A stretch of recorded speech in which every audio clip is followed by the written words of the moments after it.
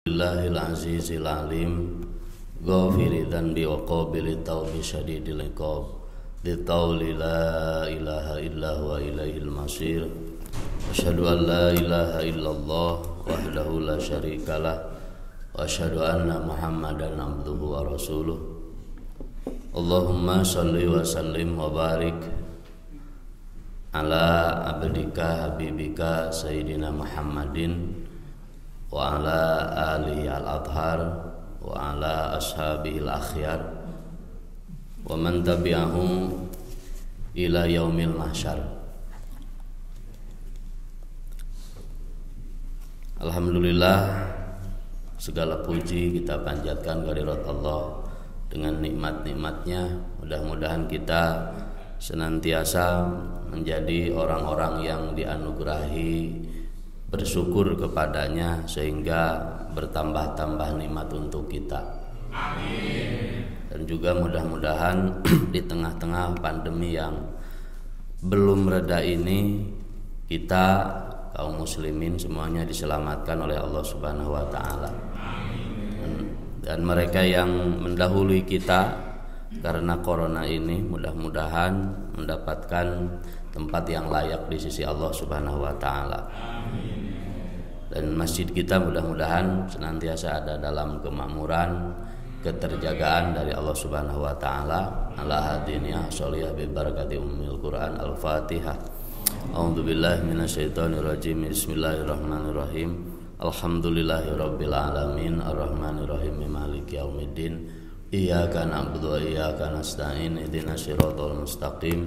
Shiratal ladzina an'amta 'alaihim ghairil maghdubi 'alaihim waladdallin. Amin. Selanjutnya pembahasan kita tafsir dari Ad-Durr Al-Mansur ini menginjak surah Toha pada ayat 83 dan selanjutnya. Kita terjemahkan dulu. Wa ma a'jalaka an qaumika ya Musa. Musa, apa yang membuatmu tergesa-gesa meninggalkan kaummu? Qala hum ulai ala athari wa ajiltu ilaika rabbi litarda.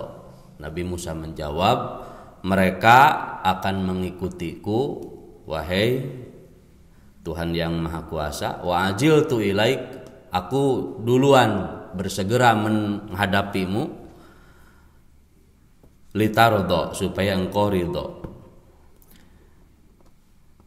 Artinya Nabi Musa begitu selesai menyeberang Lautan Merah yang dipukul dengan mukjizat tongkatnya dan juga Bani Israel, tiba-tiba Nabi Musa dipanggil oleh Allah untuk bermunajat selama 40 hari ke Bukit Sinai atau Tur Sina untuk menerima 10 perintah, the 10 commandment, untuk menerima itu. Nah, beliau meninggalkan Bani Israel. Bani Israel dipimpin oleh wakilnya, kakaknya sendiri, yaitu Nabi Harun. Nah, kata Allah, fa inna qad fatanna qaumaka min ba'dika wa adhallahumus samiri. Sesungguhnya kami telah menguji kaummu. Patanna, fitnah itu ujian, menguji kaummu, min ba'dika, sepeninggalmu, wa adhallahumus samiri, mereka disesatkan oleh Samiri. Jadi kita insya Allah akan membahas sedikit tentang Samiri dan patung emas yang berbentuk sapi atau al-ijlu seperti pernah disinggung di dalam surah Al-Baqarah, tapi hanya sekilas saja. Kalau dalam surah Toha ini agak panjang, terjadi dialog antara Nabi Musa dengan Samiri. Para bapak jamaah sholat subuh yang dirahmati Allah Subhanahu wa ta'ala, sesungguhnya yang bernama Samiri ini namanya itu adalah Musa juga. Jadi di Bani Israel itu setidaknya waktu itu ada 2 nama. Satu, Musa an-Nabi, yaitu nabinya Bani Israel. Yang kedua, Musa As-Samiri. Tanggal kelahirannya tidak jauh berbeda. Mereka berdua lahir dalam satu kebijakan politik dari Fir'aun. Setiap bayi Bani Israel yang terlahir waktu itu harus dibunuh. Karena menurut dukunnya Fir'aun, kelak ke depan akan ada seorang bayi dari Bani Israel yang lahir pada waktu ini akan menghancurkan kerajaan Fir'aun. Maka semua bayi laki-laki dibunuh. Nabi Musa alaihissalam selamat seperti kita tahu kisahnya. Kemudian kalau Samiri bagaimana Musa Samiri? Nah, Musa Samiri pun juga sama. Diterlantarkan oleh ibunya. Kalau Musa an-Nabi dihanyutkan ke sungai Nil, kemudian dipungut, diadopsi sebagai anak oleh keluarga kerajaan Fir'aun. Sementara kalau Musa As-Samiri ini diungsikannya ke goa, diungsikan karena guha. Siapa yang ngasih makan? Yang ngasih makan itu konon adalah malaikat Jibril alaihi salam. Seperti Ibnu Jarir mengeluarkan satu hadis, berarti ini ada dalam tafsir At-Tabari itu, Ibnu Jarir At-Tabari, yang diterima dari Ibnu Abbas, katanya li'anna ummahu hina khafat an yudhabbiha khalafathu figor. Ibunya tatkala khawatir Musa ini akan dibunuh oleh tentara-tentara Fir'aun, maka disimpan saja di goha, ditinggalkan begitu saja. Fakana Jibril ya'tihi fayagduhu bi'asobihi. Jibril datang setiap waktu, di waktu-waktu di mana Musa As-Samiri ini ingin minum, ingin makan. Fayagdu bi'asobihi. Jibril ngasih makan dari apa itu? Dari jari-jari tangannya katanya. Biwahidatin labnan, dalam salah satu jari keluar susu. Kemudian wafi ukhro asalan, dari satu jari lagi keluar madu. Wafi ukhro samanan, kemudian keluar lagi saman. Saman itu semacam lemak. Falam yazal yagduhu hatta nasya'a. Demikian terus Jibril pulang anting memakai kuda itu. Jibril pakai kuda karena anak takut, Musa Samiri takut. Jibril pakai kuda itu setiap hari terus sampai Musa As-Samiri ini dewasa. Nah begitu. Tatkala Bani Israel mau menyeberang lautan, kemudian Fir'aun di belakangnya mengejar-ngejar, dan kuda-kuda Fir'aun itu, terutama kuda yang ditunggangi oleh Fir'aun, katanya ini dalam riwayat Al-Paryabi, katanya kuda tersebut tidak mau, atau riwayat Ibnu Jarir juga ini, kuda tersebut tidak mau menyeberang ke lautan. Kuda yang dipakai oleh Fir'aun itu kuda jantan. Nah kemudian katanya pamatsala lahu Jibril ala parosin unsa. Kemudian Jibril katanya membuat sesuatu, yaitu berupa kuda betina. Berupa kuda betina itu. Nah kuda Fir'aun yang ditunggangi oleh Fir'aun tadinya ogah menyeberang lautan, jadi dipegang kendali nate, kalah muncul kaluhur, nggak mau itu. Tapi tatkala Jibril membuat sesuatu yang seperti kuda, memang kuda betina, aini ngali bujur mah teu kuat nuturkeun we gitu. Jadi eleh ku bujur mah. Nah begitu. Mengapa Pak Damril tertawa kalau bab bujur ini? Jadi kuat. Begitu ningali bujur mah nuturkeun. Nah, waktu itulah Samiri itu melihat bahwa itu ada kuda Jibril. Nah gitu. Karena Samiri tahu dari kecil Jibril itu suka pakai kuda, kudanya kuda Jibril. Entah seperti apa kudanya, wallahu alam. Itu Jibril katanya. Maka tapak-tapak kaki kuda Jibril tersebut, salah satu tapaknya diambil oleh Samiri. Pakodabtu qabdotan min atharir rasul, gitu dalam ayat Qur'annya. Lalu kata Samiri, aku ambil satu kepalan tanah dari bekas sepatu dari bekas kaki kuda Jibril. Nah, kalau sudah itu karena ada keistimewaan namanya juga Jibril. Nah, kemudian Samiri tahu dalam dirinya gini, innaka, ada semacam bisikan, innaka la tulqiha ala syai'in fatakulu kun kadza ila kana. Dengan tanah yang berasal dari bekas kaki kuda Jibril tersebut, kalau tanah tersebut dilemparkan ke apa saja, dilemparkan kemana saja, lalu kau ingin misalkan ingin tanah itu jadi setum, lamun ayeuna mah kun setum, jadilah setum, pakana maka jadi setum. Nah, waktu itu mah Samiri ini tatkala Nabi Musa pergi, kemudian Bani Israel sudah menyeberang. Nah, Fir'aun itu tenggelam beserta pasukannya. Mereka Bani Israel ini membawa harta benda yang luar biasa. Min hulli Bani Israel, perhiasan Bani Israel. Min hulli ali Fir'aun, perhiasan keluarga Fir'aun. Perhiasan dari tentara-tentara Fir'aun, emas, permata, berlian banyak mereka bawa. Mungkin semacam rampasan. Tapi kata Nabi Harun sebagai wakil Nabi Musa, rijzun katanya, ini najis semuanya. Kalian harus membakarnya, hanguskan semuanya. Kata Nabi Harun begitu.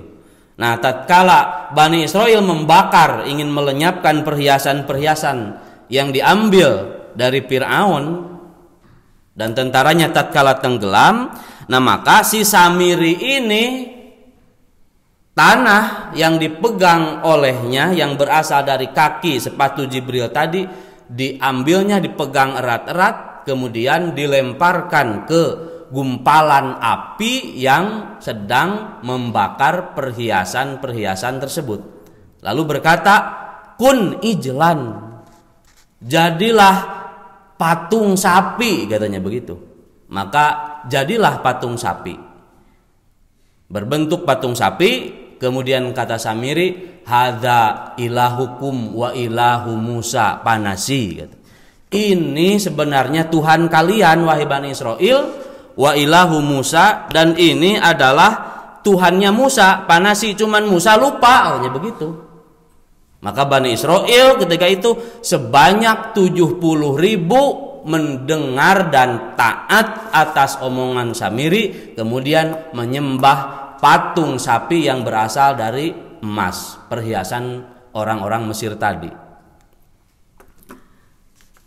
Terus begitu mereka sampai Nabi Musa kembali. Para bapak jamaah rahimakumullah, agaknya itu saya pikir ada kaitannya dengan paham agama Brahmanisme atau Hinduism dalam kisah Al-Ijlu ini, di mana dalam salah satu agama dunia kita tahu sekarang ada agama yang sangat menghormati sapi, kan begitu? Tentu saya bukan untuk kebencian, tapi dalam menyampaikan hal yang sifatnya sejarah saja. Ada satu agama yang sapi itu disucikan, kan begitu? Tidak boleh disembelih. Sampai kemarin kan ada tragedi di India itu kan, kaum muslimin yang karena sebagian menyembelih sapi itu, sehingga mereka marah itu.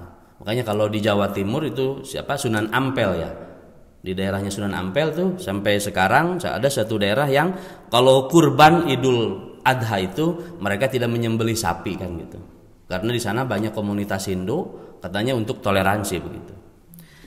Nah, ini tentang patung sapi. Mengapa Samiri memilih patung sapi, misalkan memilih patung ucing atau patung entog misalkan? Mengapa itu kok milih patung sapi? Ada kaitannya dengan ajaran Brahmanisme katanya. Nah, ini dalam satu riwayat dari Ibnu Ishaq, kemudian Ibnu Jarir, Ibnu Abi Hatim, berasal dari Ibnu Abbas, kana as-Samiri rojulan min ahli Majirma. Samiri ini adalah seorang yang berasal dari daerah Majirma, wa kana min qaumin ya'budunal baqor, bakana yuhibbu ibadatal baqor fi nafsihi. Si Samiri ini termasuk satu kaum katanya yang menyembah sapi, bahkan yuhibbu ibadatal baqor, hingga disembah sapi itu. Sampai tainya juga kan barokah, betul kan? Ada kan begitu? Tainya diambil kemudian dilulurkan ke tubuh. Barokah tanya begitu. Jadi ini ada ajarannya seperti itu. Ini mungkin pengaruhnya atau mungkin samiri itu berasal dari orang tersebut. Para bapak jamaah rahimakumullah, Al-Quran seperti kita tahu banyak memberikan isyarah. Ini isyarah besar pertama yang mesti kita ambil, bahwa apabila tidak ada pertolongan Allah, walaupun orang itu dimasukkan ke pesantren misalkan, disakolahkan, dikuliahkan, diberikan pendidikan terus, tapi kalau tidak ada pertolongan dari Allah, ya tetap saja celaka. Setiap hari kita ikut pengajian misalkan, setiap waktu kita ikut siaran-siaran pengajian, kalau buka YouTube pun pengajian. Tapi kalau tidak ada pertolongan Allah, maka tetap saja akan celaka. Dan ini yang harus kita waspadai. Na'udzubillah tsumma na'udzubillah. Kita alhamdulillah ini termasuk ahli ibadah, kan suka sholat gitu. Alhamdulillah kita. Tapi tidak ada jaminan kalau tidak ada pertolongan Allah. Contohnya siapa ini? Yaitu satu Musa An-Nabi, yang kedua adalah Musa As-Samiri. Musa An-Nabi diadopsi oleh Fir'aun. Dia dididik di kerajaan yang sangat kafir, kan begitu? Dididik oleh seorang raja yang mengaku diri sebagai Tuhan, tetapi dia kan tidak brengsek. Beliau jadi seorang nabi. Itu pertolongan Allah. Yang satu lagi Musa As-Samiri, sejak kecil ini dikasih makan oleh Jibril. Jibril yang ngasih makannya, bukan sembarang orang, bukan manusia. Jibril pemimpinnya para malaikat, tapi kalau Allah berkehendak tidak memberikan pertolongan, ya dia jadi tukang bikin berhala, kemudian ngajak orang untuk menyembah berhala. Jadi kalau ahli-ahli tasawuf itu, karena mereka makrifat, tatkala Allah memberikan rasa rajin dalam ibadah, kemudian Allah hadir di dalam hati, ada hal yang kata mereka paling kami takuti, katanya. Apa itu? Adalah su'ul khotimah. Tatkala mau meninggal dunia, entah hidayah ini masih ada ataukah hilang dari kita, ini begitu. Dan seharusnya kita juga seperti itu. Itu yang dikhawatirkan. Nah, sehingga ada penyair, biasanya kalau di pesantren itu sampai dinyanyikan syairnya. Tapi kalau nggak enak, ini mohon maaf aja, karena saya suaranya tidak bagus itu. Syair tentang Samiri ini. Idalam yakun aunun minallahi lil fata, faqad khaba man yarju wa khabal muammilu. Kalau tidak ada pertolongan dari Allah untuk seseorang, maka celakalah, dia tidak akan meraih apa yang ia cita-citakan. Pamusal ladzi rabbahu Jibrilu kafiru, wa musal ladzi rabbahu Fir'aunu mursalu. Musa yang dipelihara oleh Jibril, lo malah kafir di atas kafir, tukang bikin berhala. Sedangkan Musa yang justru diadopsi oleh Fir'aun, malah dia menjadi Rasulullah alaihi salam, malah menjadi seperti itu. Kemudian isyarah yang kedua, Al-Quran memberikan isyarah jauh ke depan dalam sejarah peradaban umat manusia dengan peristiwa Al-Ijlu ini, peristiwa patung emas yang berbentuk sapi ini yang disembah oleh Bani Israel. Apa itu? Sejarah hari ini membuktikan bahwa Bani Israel itu adalah asyadun nasi ala hayatin, orang yang paling rakus dengan kehidupan. Mengendalikan sosial politik dunia ini kan Israel sekarang. Quran itu menyebut-nyebut kisah ini beberapa kali di dalam surat yang berbeda-beda. Jadi ini sejarah ke depan seperti itu. Quran memberikan isyarat bahwa Bani Israel itu mencintai dunianya luar biasa itu, hubud dunianya. Kita mendengar ada orang kaya Bani Israel seperti siapa itu, katanya keluarga Rothschild, katanya begitu. Hartanya itu ratusan miliar dolar. Kitalah tahu mereka menguasai banyak di dunia ini. Kemudian yang kedua yang diambil dari kisah dalam surah Toha ini adalah kita ambil dari dialog Nabi Musa dengan Samiri. Karena Bani Israel disesatkan oleh Samiri, kemudian Musa kembali pulang dari pertapaannya atau menerima wahyu yang 10 itu. Beliau kembali ke Bani Israel, beliau itu marah sampai Nabi Harun itu ditarik jenggotnya. La ta'khud bilihyati, kata Nabi Harun. Jangan sampai begitu menarik jenggotnya. Karena belum aku jelaskan, katanya. Sudah aku jelaskan kepada Bani Israel bahwa itu adalah tipu daya Samiri, menyesatkan semuanya. Tapi mereka bersikukuh mengikuti Samiri. Sehingga engkau datang wahai Musa. Kemudian diberikan pertobatan oleh Allah. Seperti kita tahu dalam surah Baqarah, tobatnya itu adalah patubu ila bariikum faqtulu anfusakum. Satu sama lain saling membunuh, katanya. Faqatala ahadun abahu akhahu, katanya. Ada seseorang itu yang membunuh bapaknya sendiri, membunuh anaknya sendiri, bahkan membunuh siapa saja, yang termasuk 70 ribu orang menyembah patung tersebut. Jadi 70 ribu orang ketika itu Bani Israel melakukan bunuh diri massal, saling membunuh. Itu cara tobatnya dan Allah menerima tobat mereka. Nah, kemudian sekarang tinggal Samiri. Nah, bagaimana Samiri ini dihukum oleh Nabi Musa? Nah, itu pertanyaannya. Kalau Bani Israel yang menyembah berhala sapi emas ini caranya dibunuh atau membunuh diri, maka bagaimana dengan Samiri? Kata Nabi Musa, cuma begini hukumannya. Ini kita akan bertanya-tanya. Samiri kan justru dengkotnya. Kata Nabi Musa malah cuma begini, padhab, udah pergi saja kamu. Jadi nggak dibunuh itu. Samiri, pergi saja kamu. Fa inna laka fil hayati antakula lamisas. Ini yang jadi bahan kajian dalam tafsir modern, diantaranya oleh Muhammad Isa Daud dalam tafsirnya, kita sebutkan nanti.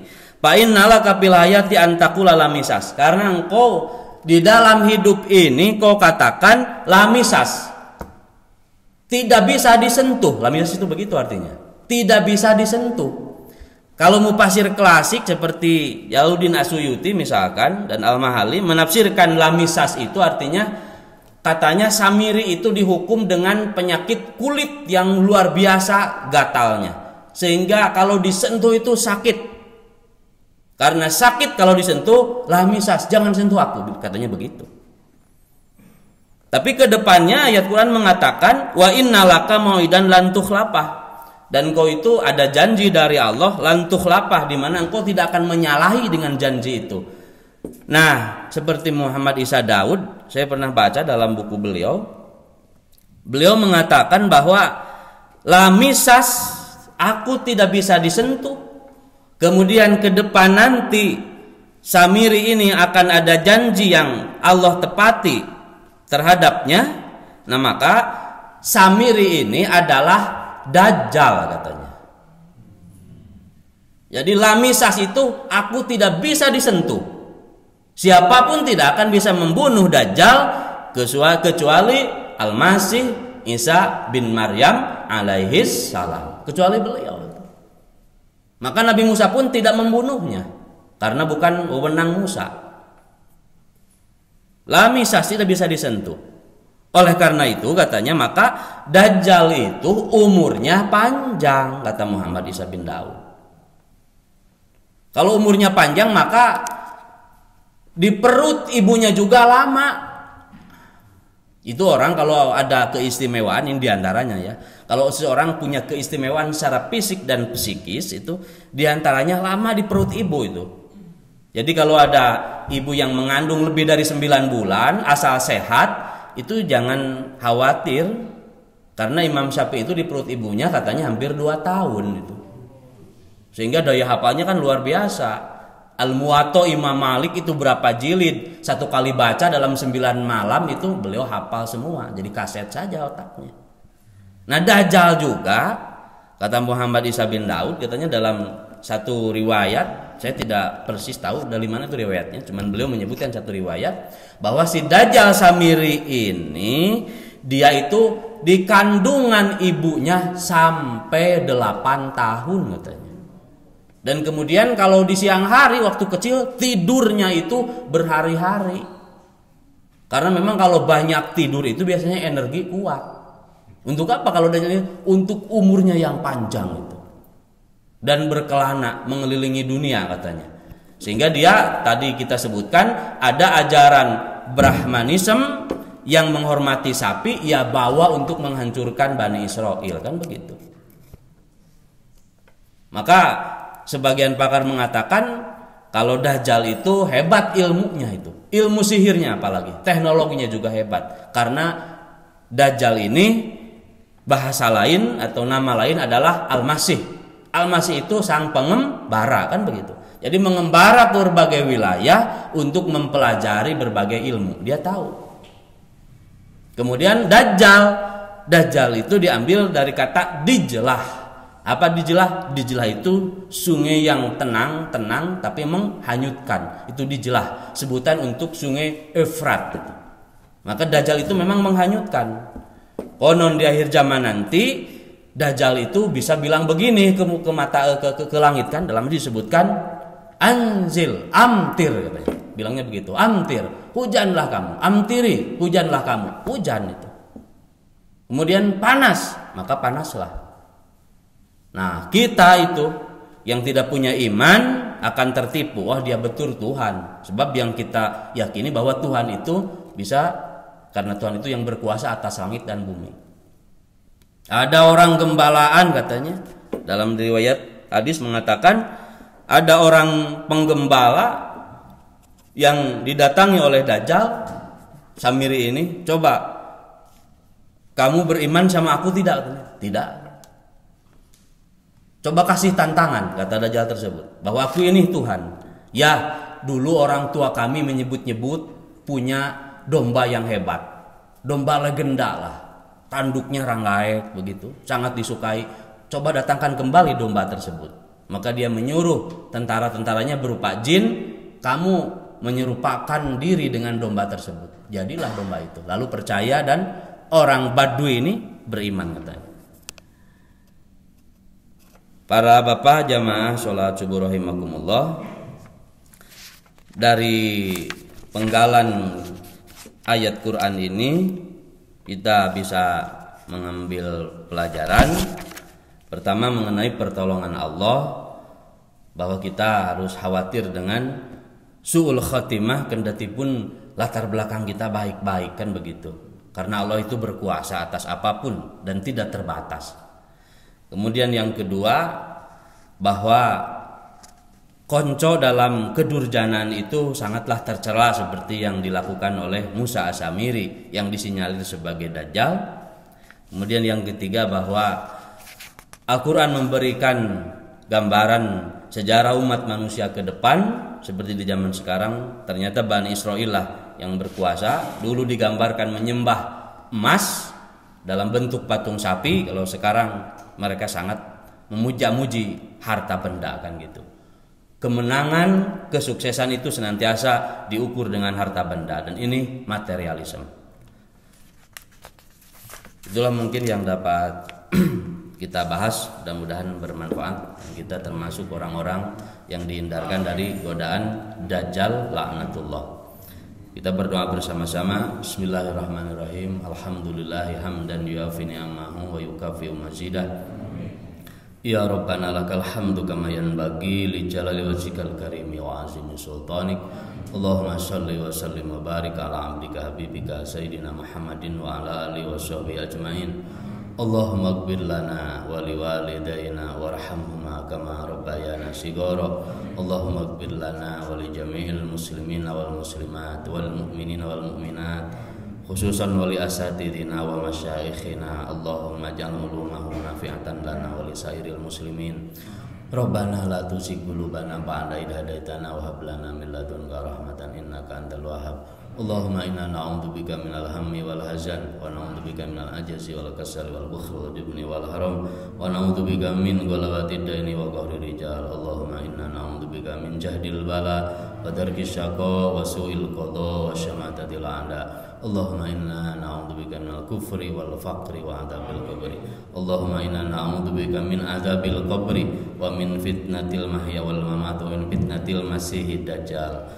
Rabbana atina fid dunya hasanah wa bil akhirati hasanah wa qina adzabannar. Subhana rabbika rabbil izzati amma yasifun wa salamun alal mursalin walhamdulillahi rabbil alamin. As'alukal ijabah. Al-Fatihah. A'udzu billahi minasyaitonir rajim. Bismillahirrahmanirrahim. Alhamdulillahi rabbil alamin. Arrahmanir rahim. Maliki yaumiddin. Iyyaka na'budu wa iyyaka nasta'in. Ihdinas siratal mustaqim. Siratal ladzina an'amta 'alaihim ghairil maghdubi 'alaihim waladdallin. Terima kasih atas segala perhatian. Mohon maaf atas segala kekurangan. Wallahul muwaffiq ila aqwamit thoriq. Assalamualaikum warahmatullahi wabarakatuh.